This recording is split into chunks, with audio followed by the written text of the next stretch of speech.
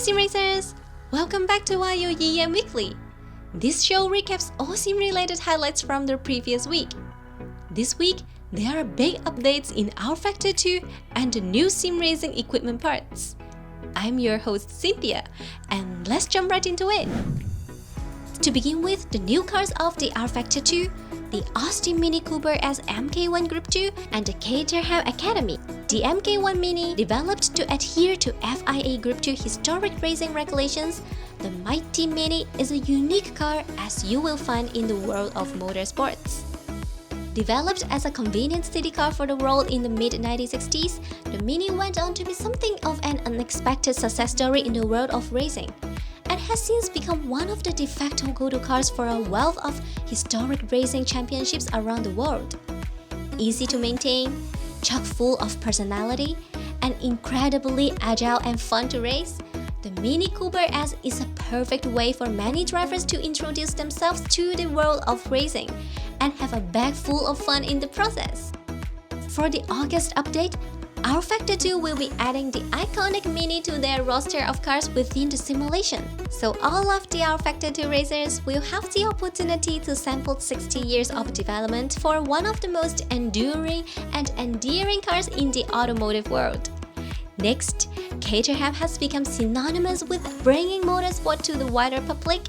rFactor 2 will get the opportunity to sample what is one of the most cost-effective and enjoyable ways to hit the race circuits. They're delighted to be able to bring a very important national-level racing car to the simulation, free to all users, as part of their upcoming 2022 Q3 content drop this August. The wonderful Caterham Academy. Caterham, or specifically the Lotus 7 on which this model is based, has been around and prominent in motorsport for a very long time indeed. Loved by drivers and racers for the simplicity of the design and upkeep, as well as the golden combination of maneuverability and low weight, this car is very much the definition of what a driver's car should be. Happy to be hustled around on road and track, and not afraid to offer up the out-rear overtaking the front moment without ever getting too dramatic as to being out of control, Caterham has become a byword for the type of car anyone and everyone eventually gets behind the wheel and goes racing with. Meanwhile, Asetek Sim Sports has published a high-quality quick-release sim racing wheel. In January of 2021, Asetek Sim Sports acquired a significant amount of intellectual property rights from Granite Devices, who makes the SumuCube wheelbases. In this IP acquisition, the right to use, further develop and enhance the SumuCube quick release was included. All quick releases aren't made equal. In fact, there's a significant difference between what you want as a sim racer and real racing. Sim racing requires perfection to the T, where real racing is all about function. The CEO and founder, Andre, explains the difference between quick releases and gives you a sneak peek behind the curtains of what is to come from Asetek Sim Sports. This is the first look of their upcoming quick release connection for direct drive wheelbases and wheels. It features zero play, power connection, and support for substantial data transfer. Yes, it's that time again where I kindly ask you to subscribe to our channel. It supports us to create more recaps and even new types of content in the future. Moving on, let's talk about the big esports championships. The North American Motorsport Association, IMSA, also announced a new initiative in esports racing on Friday. In collaboration with virtual competition organization, IMSA will hold a race series fully geared towards esports races for the first time in October and November, with 4 races on the leading simulation platform iRacing. As a proven partner where it comes to live broadcasting the championship, RaceSport TV is also on board. The IMSA Esports Global Championship will be contested by virtual GT3 cars of brands also represented in the real-world IMSA Championships: BMW, Ferrari, Lamborghini, McLaren, Mercedes-AMG, and Porsche.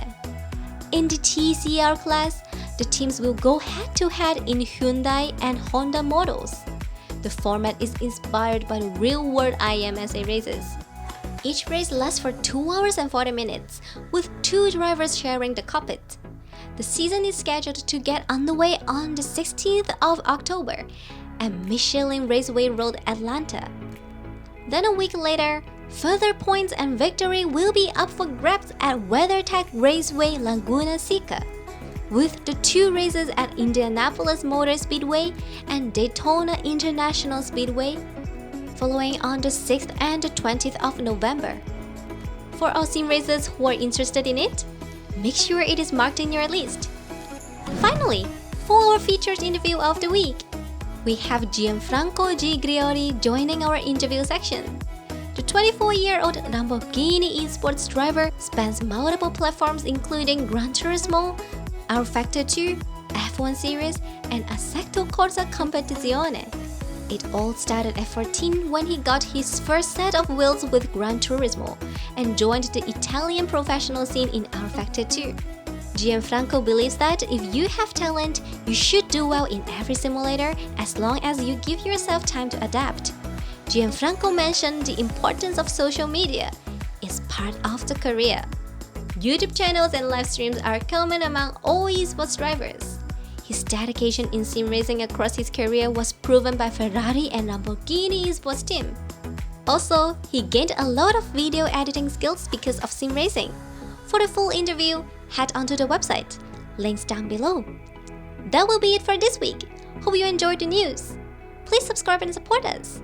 I'm your host Cynthia, and I will see you again next week. Bye!